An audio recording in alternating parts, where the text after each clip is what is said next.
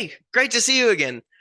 I thought I'd jump straight into this one because it's all about medication. And this is one of the really big questions. There's particularly parents who've seen young kids zonked out of their minds on medications and they come home, maybe to their family's house, and it all wears off and they're a whole different kid. Now, I just wanted to tell you that's not supposed to happen. That's a child who's on too much medication and they need to go and figure out what the right dosage is because that's not normal.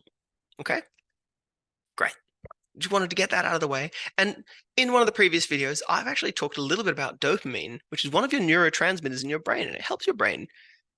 It helps you to pay attention and process information and make decisions and start new things. And your reward processing, when you've done something good, to feel good about it, it's a really big contributor to changing your behavior and choosing what's necessary to get things done.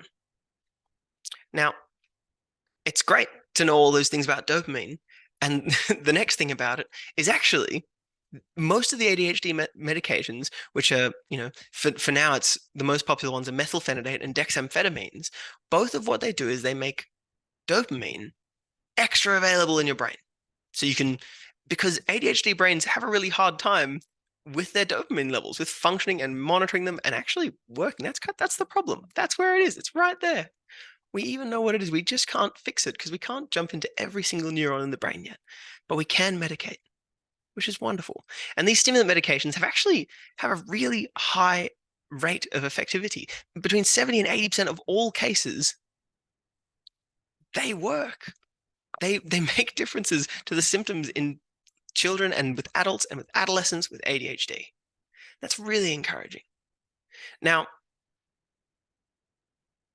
I just want to comfort you again that they're safe, they're not a problem, and you should really look into it with your doctor, with your pediatrician about actually what can you be doing? What dosage do we need? How can we figure out for my child? Or even for you if you're looking at ADHD yourself, what's right? Now, I thought part of this conversation we could talk about some of the other treatment methods, some of the other things that are really important to ADHD. There's a great program that's been outlined. It was in America. It was the National Initiative for Children's Healthcare Quality. And it kind of suggested that for a really good quality of care for these children, teens and adolescents, they require 6 or even more different support systems, in addition to a personal and appropriate clinical program, which I'm going to say is medication. And those supports might come from schools, from healthcare systems, from family and self-management support systems, and it really, really crucially pushed on the weight of familial support and actually how important it is to learn about the disorder to help manage it. It's really important if you're a parent of a child who's got ADHD, see if you can help them to learn about it as well. If they're a younger child, it might be really hard to tell them, well, actually, there's something with your brain that makes it hard for you to concentrate. But it's very important that they know that. If you've got a teenager, it'd be great to watch some of these videos with them and actually provide some of the resources. We've got a lot of resources that we're actually going to put on a page for you guys to go and find. And it'd be really helpful for you to show them those so they can go and have a look at them themselves as well. I know for me, I've got ADHD. I hope you know that by now. But something that I found really helpful when I was diagnosed quite late. I was diagnosed around the age of 16.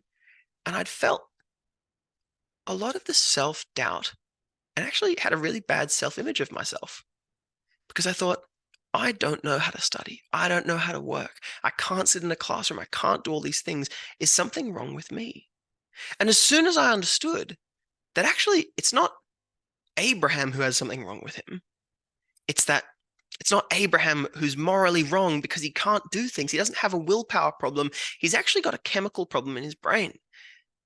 I could be frustrated and assign that blame to the ADHD rather than to Abraham. And that was really important for me.